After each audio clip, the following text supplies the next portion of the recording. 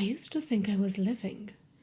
I had plans and routines and goals, the usual checklist. But deep down, I was just existing. Every day felt like a rerun. I wasn't making choices.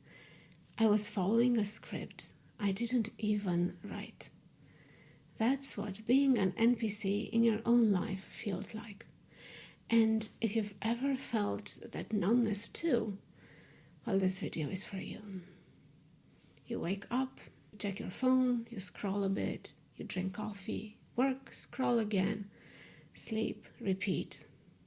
Somewhere between all that, you forgot you're alive. You think you're living your life, but really, you're just running a script someone else wrote for you. You've become an NPC in your own story. Now, before you roll your eyes, I don't mean that as an insult. I mean it as some sort of a diagnosis. Because I've been there. I still slip into it sometimes. It's that weird, numb autopilot state where you look functional, but you don't feel real. You perform your routines, say the right things, smile when you should, but inside it's like someone dimmed your light. And the scariest part, nobody notices, because everyone around you is asleep too. You're surrounded by people playing characters they didn't choose, working jobs they don't love, and chasing dreams that aren't even theirs. And we call that normal. But here's the truth. You cannot live on autopilot and expect to feel alive. There's a kind of exhaustion that sleep doesn't fix. It's what happens when your days blur together, not because you're lazy, but because you've stopped making choices. You've outsourced your decisions to systems and screens and expectations. You wake up and your first instinct is to check what the world wants from you today, not what you want from the world. I used to think that was discipline. It wasn't. It was programming. Eric Fromm, one of the few philosophers who truly understood the modern psyche, called this automaton conformity. He said that most people don't rebel. They just adjust so perfectly to the system that their mask becomes their face. They stop asking who they are and start asking how to fit better. And that's how most of us lose ourselves, not in tragedy, but in routine. You see, the system doesn't even need to oppress us directly. It just needs to sedate us with comfort and convenience and entertainment and endless scrolling. We confuse familiarity with safety and dopamine with joy. I remember a friend once told me that he hadn't felt bored in months because he never gave his brain a single quiet moment. Every pause was filled, every silence escaped. And that's when I understood, if you never let yourself be bored, you never let yourself wake up.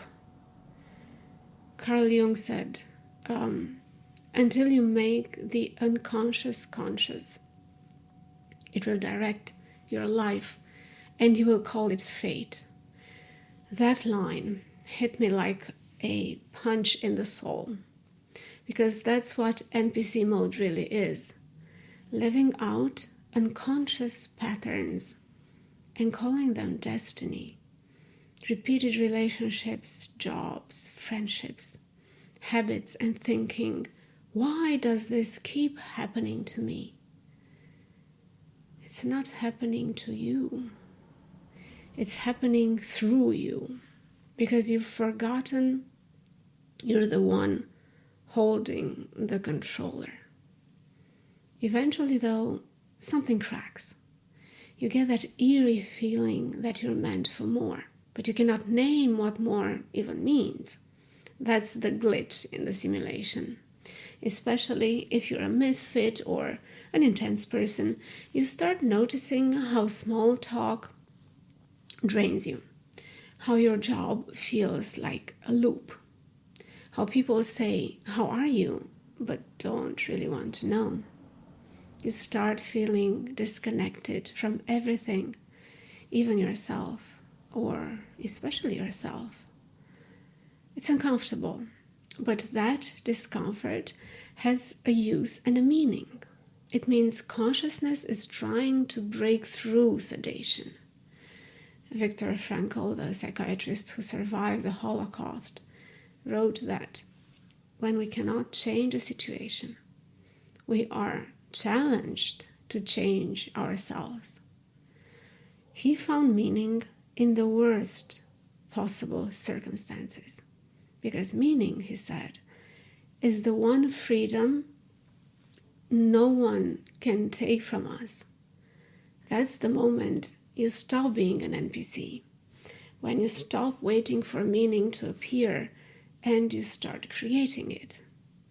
But let's be real, waking up to your true self hurts. It's not romantic. It's losing your sense of belonging, if you've ever had it, because you don't fit into the old world anymore. If you ever did fit into the world, and again, most of us intense people never did, but we tried. Oh my God, did we try. I remember when I started questioning everything, success, hustle culture, my own identity. People said I was overthinking, but it wasn't overthinking, it was real thinking for the first time in years. And the more I questioned, the lonelier it got. Because people are not used to questioning. They're bothered by it. They'll tell you you've changed. And it's true, you have. You've stopped agreeing to the lie. That is what liberation feels like at first. Terrifying. And once you cross that line, you'll never want to go back. But how do you stop being an NPC? You start small. You stop running the script. You question everything that feels automatic. Why am I doing this? Who told me I had to? What would I choose if I wasn't afraid? That one question, what would I choose if I wasn't afraid, that changed my life. It stripped away all the fake obligation I'd been carrying just to stay safe and not bother others with my intense existence. The truth is, the system doesn't need you to hate yourself. It just needs you to forget yourself, to stop creating and start consuming, to trade your intuition for algorithms. So rebel by remembering. Remember that you can choose. Remember that your attention is currency and you don't owe it to anyone. Remember that your life doesn't need to trend to be meaningful. Alan Watts once said, "Life isn't a problem to solve, it's a dance to be lived." And that's it, really. NPCs stand still, waiting for instructions. Main characters start dancing to their own rhythm. But the silence afterward can feel brutal. You turn off the noise, the endless scrolling, performing, proving, and suddenly there's nothing left to distract you from you. You'll want to fill that void again. You'll crave the old dopamine. Don't. That quiet space is your healing. When you stop living as a background character, life doesn't instantly give you a new script. It hands you a blank page, and that blankness is terrifying, but it's also the start of authorship. That emptiness you feel isn't you failing at life. It's your nervous system rebooting after years of running someone else's program. You're detoxing from a world that trained you to equate noise with worth. So, what does it actually mean to live like a main character in your own existence? It's not as glamorous as it seems. It's not a constant high. It's not some enlightened aesthetic. It's just presence. It's eating and actually tasting your food. It's sitting in silence without needing a distraction. It's saying no to things that drain you, even if they make sense on paper. It's creating before you consume. It's choosing people who make your soul expand instead of shrink. It's small, it's simple, and it's powerful as hell. Because once you stop feeding the simulation, your energy, it loses power over you. You don't have to burn the system down. You just have to stop playing by its rules. Every time you choose awareness over autopilot, you win. Every time you choose creation over consumption, you take something back. And every time you choose authenticity over approval, you rewrite the story. I know it's hard. And I know the world feels heavy and the system feels rigged. And sometimes you wonder if any of this makes sense. But here's what I believe with every cell in my body. The world only changes when enough people live as their true selves. When enough of us remember that we're not cogs, we're creators. You're not background code. You're not replaceable. You're not a glitch in someone else's story. You are the player.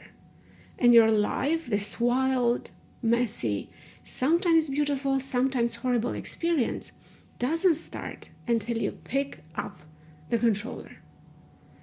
Now, if this hits home, subscribe. Not for motivation, but for liberation. We uninstall one more false script with every video together, because consciousness isn't rebellion. It's just remembering who you were before the world told you what to be. And if that sounds like you, welcome back to the game as the main player in your life. Thank you for being here today. Hope to see you next time too. Bye.